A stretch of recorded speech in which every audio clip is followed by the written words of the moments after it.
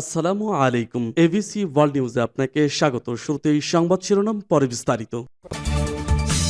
প্রথমে ইসরায়েল, ফিলিস্তিন, Iran, Hezbollah যুদ্ধ চলছে, জানিয়ে দিব আমাদের হাতে থাকা সর্বশেষ গুরুত্বপূর্ণ আপডেট। আন্তর্জাতিক সংবাদ, ইসরায়েলি হামলায় লেবাননে আরো ৭২ জন শহীদ, ক্ষেপণাস্ত্র দিয়ে জবাব দিল হিজবুল্লাহ। জানিয়ে দিব এইলাদ বন্দরে ড্রোন দিয়ে হামলা চালালো ইরাকি প্রতিরোধ যোদ্ধারা। আরো জানিয়ে দিব পূর্ণমাত্রায় আঞ্চলিক যুদ্ধ চায় ইসরায়েল, জাতিসংঘের সদস্যপদ থাকা উচিত নয় বলছে ইরানি পররাষ্ট্রমন্ত্রী। এবং আরো জানিয়ে দিব মানবাধিকার ও আন্তর্জাতিক আইনের কিছুই অবশিষ্ট রাখেনি ইসরায়েল, পেজেশকিয়ানের মন্তব্য। এদিকে প্রথমবারের মতো তাইওয়ান প্রণালীতে যুদ্ধ জাহাজ পাঠালো জাপান। সর্বশেষ জানিয়ে দিব ইউক্রেনকে $৩৭৫ মিলিয়ন সামরিক সহায়তা দেবে যুক্তরাষ্ট্র। শুনছিলেন সংবাদ শিরোনাম, এরপর বিস্তারিত। তার আগে অনুরোধ থাকবে, ভিডিওটি যদি ভালো লেগে থাকে ভিডিওটিতে একটি লাইক এবং কমেন্ট করে জানিয়ে দিন ভিডিও সম্পর্কে আপনার মূল্যবান মতামত, এবং আরো কমেন্ট করে জানিয়ে দিন ভিডিওটি আপনি কোথা থেকে দেখছেন এবং শুনছেন। ইসরায়েলি হামলায় লেবাননে আরো ৭২ জন শহীদ, ক্ষেপণাস্ত্র দিয়ে জবাব দিল হিজবুল্লাহ। ইহুদিবাদী ইসরায়েলের উন্মাতাল বোমা বর্ষণে লেবাননে গতকাল রোববার আরো ৭২ জন শহীদ এবং ৪০০ ব্যক্তি আহত হয়েছে।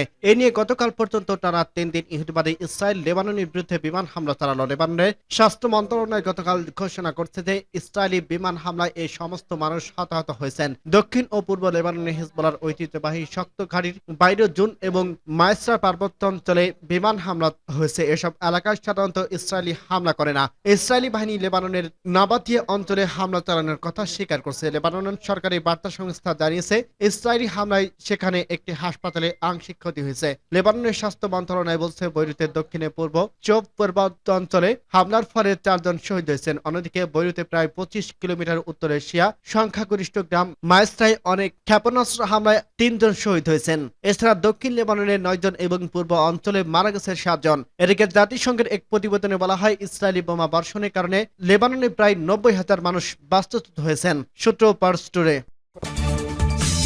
ইসরায়েলি বর্বরতার প্রতিশোধে ইরাক বন্দরে ড্রোন দিয়ে হামলা চালালো ইরাকি প্রতিরোধ যোদ্ধারা। ইরাকের ইসলামী প্রতিরোধ যোদ্ধারা ইহুদিবাদী ইসরায়েলে ইরাক বন্দরে ড্রোন দিয়ে হামলা চালিয়েছে। ইহুদিবাদী ইসরায়েলি ফিলিস্তিনি অবরুদ্ধ গাজা উপত্যকা এবং লেবাননের যে বর্বরতা চালাচ্ছে তার প্রতিশোধ হিসেবে ইরাকি যোদ্ধারা এই হামলা চালায়। ইরাকি প্রতিরোধ যোদ্ধারা জোট জানিয়েছে তারা ইরাক বন্দরে একটি গুরুত্বপূর্ণ স্থাপনায় হামলা চালাতে সক্ষম হয়েছে। সামাজিক যোগাযোগ মাধ্যমগুলো দেখা যায় হামলার পর ইরাক বন্দর এলাকায় ধোঁয়া উঠছে। ইহুদিবাদী গণমাধ্যম জানিয়েছে ড্রোন হামলার ২ জন বসতি স্থাপনকারী আহত হয়েছেন। ইসরায়েলের বর্বর সামরিক বাহিনী দাবি করছে ইরাকি যোদ্ধারা ২টি ড্রোন দিয়ে হামলা চালানোর চেষ্টা করে, তবে একটি ড্রোন আঘাত থামতে পারে, অন্যটিকে ভূপাতিত করা হয়েছে। দখলদার সেনারা বলছে ইরাকি হুমকি সম্পর্কে তারা নিবিড়ভাবে পর্যবেক্ষণ করছে। এ বিষয়ে তথ্য সংগ্রহ করে প্রয়োজনীয় ব্যবস্থা নেওয়া হবে। গতকাল বুধবার ইরাকি প্রতিরোধ যোদ্ধারা একদিনে ইহুদিবাদী ইসরায়েলের বিরুদ্ধে ৫টি সামরিক অভিযান চালিয়েছে। এর মধ্যে সাবির বিমান ঘাঁটি সহ ২টি স্থাপনায় সরাসরি ড্রোন দিয়ে হামলা চালায় তারা। গত ৭ অক্টোবর ইহুদিবাদী ইসরায়েল গাজা উপত্যকায় বর্বর আগ্রাসন এবং গণহত্যা শুরু করার পর থেকে এ পর্যন্ত ইরাকি যোদ্ধারা বহুবার ইসরায়েলের বিরুদ্ধে সামরিক অভিযান চালিয়েছে। সূত্র পার্স টুডে। পূর্ণমাত্রায় আঞ্চলিক যুদ্ধ চায় ইসরায়েল, জাতিসংঘের সদস্যপদ থাকা উচিত নয় বলছে ইরানি পররাষ্ট্রমন্ত্রী। ইসলামী প্রজাতন্ত্র ইরানের পররাষ্ট্রমন্ত্রী আব্বাস আরাকুসি বলছে ইহুদিবাদী ইসরায়েলের মধ্যপ্রাচ্যে একটি পূর্ণমাত্রায় আঞ্চলিক যুদ্ধ শুরু করতে চায়। এ অবস্থায় দখলদার এই শক্তির জাতিসংঘের সদস্যপদ থাকা উচিত নয়। ইসরায়েল সবসময় হত্যাকাণ্ড এবং মারাত্মক উস্কানিমূলক তৎপরতায় লিপ্ত। গত বৃহস্পতিবার নিউ ইয়র্কের জাতিসংঘের নিরাপত্তা পরিষদের জরুরি বৈঠকে একথা বলেন ইরানি পররাষ্ট্রমন্ত্রী। মধ্যপ্রাচ্যে চলমান পরিস্থিতি নিয়ে এই বৈঠকে অনুষ্ঠিত হয় যাতে বিশেষভাবে লেবাননের পরিস্থিতিকে গুরুত্ব দেওয়া হয়। আব্বাস আরাকুসি বলেন অধিকৃত ফিলিস্তিনি ইসরায়েলের অব্যাহত বর্বরতার পর তারা এখন লেবাননের উপর আগ্রাসন চালানো শুরু করছে। তারা দেশটির নিরাপদ মানুষের উপর হত্যাকাণ্ড চালাচ্ছে। ইহুদিবাদী ইসরায়েল সম্প্রতি লেবাননে হাজার হাজার প্রেজার এবং ওয়াকিটকিতে বিস্ফোরণ ঘটিয়ে অন্তত ৩৯ জনকে হত্যা এবং ৩,০০০ মানুষকে আহত করার যে ঘটনা ঘটিয়েছে তাও তুলে ধরেন ইরানি পররাষ্ট্রমন্ত্রী। তিনি বলেন ইসরায়েল ইচ্ছাকৃতভাবে ওই বিস্ফোরণ ঘটিয়েছে যা দখলদার শক্তির সন্ত্রাসবাদের নতুন সংস্কার। ইসরায়েলের লাগাতার সন্ত্রাসবাদ এবং বর্বরতার বিষয়ে আমেরিকা সহ পশ্চিমা দেশগুলোর নীরবতার কঠোর সমালোচনা ও নিন্দা করেন আব্বাস আরাকুসি। সূত্র পার্স টুডে।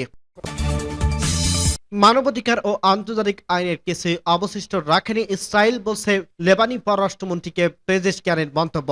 ইসলামীর প্রজাতন্ত্র ইরানের প্রেসিডেন্ট ডক্টর মাসুদ পেজেশকিয়ান বলছেন, আমেরিকার সহায়তায় মানবতা বিরোধী অপরাধের মাধ্যমে ইহুদিবাদী ইসরায়েল মানবাধিকার এবং আন্তর্জাতিক আইন বলতে কিছুই অবশিষ্ট রাখেনি। গত বুধবার নিউ ইয়র্কে জাতিসংঘের সাধারণ পরিষদে ৭৯তম বার্ষিক অধিবেশনে যোগ দেওয়ার অবকাশে লেবাননের পররাষ্ট্রমন্ত্রী নাজিব মিকাতের সাথে বৈঠকে একথা বলছেন ইরানি পররাষ্ট্রমন্ত্রী। মধ্যপ্রাচ্যের জনগণের বিরুদ্ধে ইহুদিবাদী ইসরায়েল যে লাগাতার সন্ত্রাসবাদ এবং মানবতা বিরোধী অপরাধ করে চলছেন তার বিরুদ্ধে করা নিন্দা ও সমালোচনা করে মাসুদ পেজেশকিয়ান ইসরায়েলের অন্থক সমর্থন দেওয়ার জন্য তিনি আমেরিকার করা সমালোচনা করেন। মাসুদ পেজেশকিয়ান বলেন, আমেরিকা অর্থনৈতিক, রাজনৈতিক এবং সামরিক সহায়তা ছাড়া কোনো মতেই ইহুদিবাদী ইসরায়েলের মধ্যপ্রাচ্যে এই ধরনের অপরাধমূলক তৎপরতা চালানোর সাহস পেত না। ফিলিস্তিনে অবরুদ্ধ গাজা উপত্যকা এবং লেবাননে ইহুদিবাদী ইসরায়েলের আগ্রাসন সম্প্রসারণের যে সমস্ত ঘটনা ঘটছে তার দিকে ইঙ্গিত করে তিনি এসব কথা বলেন। ফিলিস্তিনি ইসরায়েলি আগ্রাসনে এ পর্যন্ত ৪১,৪৯৫ জন নিরাপদ মানুষ শহীদ হয়েছেন, যার বেশিরভাগই নারী ও শিশু। এছাড়া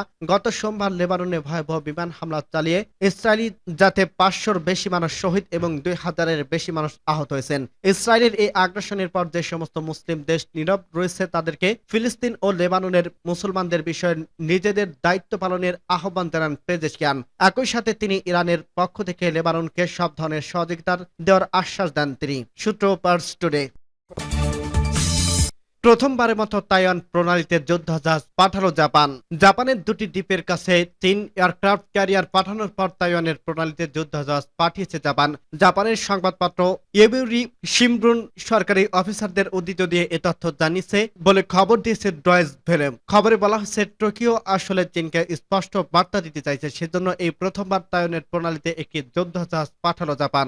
একই দিন চীন জানিয়েছে তারা প্রশান্ত মহাসাগরের এলাকায় ইন্টারকন্টিনেন্টাল ব্যালিস্টিক মিসাইল পরীক্ষা করছে। বুধবার সকালে জাপানের যুদ্ধজাহাজ পূর্ব চীন সাগর থেকে যাত্রা শুরু করে ১০ ঘন্টা পরে তা গন্তব্যে পৌঁছায় বলে জাপানের সংবাদপত্রটি জানিয়েছে। রিপোর্ট অনুসারে জাপানের সঙ্গে ছিল অস্ট্রেলিয়া ও নিউজিল্যান্ডের নৌবাহিনী জাহাজ। গত সপ্তাহে প্রথমবার চীনের এয়ারক্রাফট ক্যারিয়ার তাইওয়ানের কাছে জাপানের দুটি দ্বীপের পাশে চলে যায়, তার সঙ্গে ছিল দুটি ডেস্ট্রিয়ার। সূত্র উদ্ধৃত করে সংবাদপত্রের রিপোর্টে বলা হয়েছে, জাপানের প্রধানমন্ত্রী ফুমিং কিশিদা এই যুদ্ধজাহাজকে তাইওয়ান প্রণালীতে যাওয়ার নির্দেশ দেন, কারণ তার মতে জাপানের এলাকায় চীন অনুপ্রবেশ করছে, তাই কোনো জবাব না দিলে চীনও আরো আগ্রাসী মনোভাব দেখাবে। তবে জাপানের প্রতিরক্ষা মন্ত্রণালয় যুদ্ধজাহাজ পাঠানোর বিষয়ে কিছু মন্তব্য করেনি। চীন বারবার দাবি করছে তারা তাইওয়ানকে নিজেদের নিয়ন্ত্রণে আনতে চায়। চীনের নেতা শি জিনপিং বারবার চীনের একীকরণের কথা বলছেন। বেইজিং মনে করেন তাইওয়ানের চীনের অংশ। তারা দাবি ওই প্রণালীর জলসীমার ওপর তাদের অধিকার আছে। কিন্তু মার্কিন যুক্তরাষ্ট্র সহ অনেক দেশেরই মত হলো তাইওয়ান প্রণালীতে টহল দেওয়া সাধারণ ঘটনা, জলপথ ব্যবহারের স্বাধীনতা সব দেশেরই আছে। ইউক্রেনকে $৩৭৫ মিলিয়ন সামরিক সহায়তা দেবে যুক্তরাষ্ট্র। মার্কিন পররাষ্ট্রমন্ত্রী অ্যান্টনি ব্লিংকেন বুধবার ইউক্রেনকে $৩৭৫ মিলিয়ন সামরিক সহায়তার ঘোষণা করেছেন। ওয়াশিংটন থেকে এএফপি জানায়, ব্লিংকেন এক বিবৃতিতে বলছে, যুক্তরাষ্ট্র রাশিয়ার নৃশংস আগ্রাসনের বিরুদ্ধে ইউক্রেনের প্রতিরক্ষার জন্য প্রতিশ্রুতিবদ্ধ। ওয়াশিংটন যত দ্রুত সম্ভব এই নতুন সহায়তা প্রদান করবে। প্যাকেজটিতে HIMARS ক্লাস্টার এবং আর্টিলারি যুদ্ধাস্ত্র, আর্টিলারি সাহায্য এবং হালকা যান, ছোট অস্ত্র, জ্যাভলিন এবং TW ক্ষেপণাস্ত্রের মতো আর্মার বিরোধী অস্ত্রের পাশাপাশি 84 অ্যান্টি ট্যাঙ্ক রকেটের জন্য গোলাবারুদ ও সহায়তা অন্তর্ভুক্ত করছে।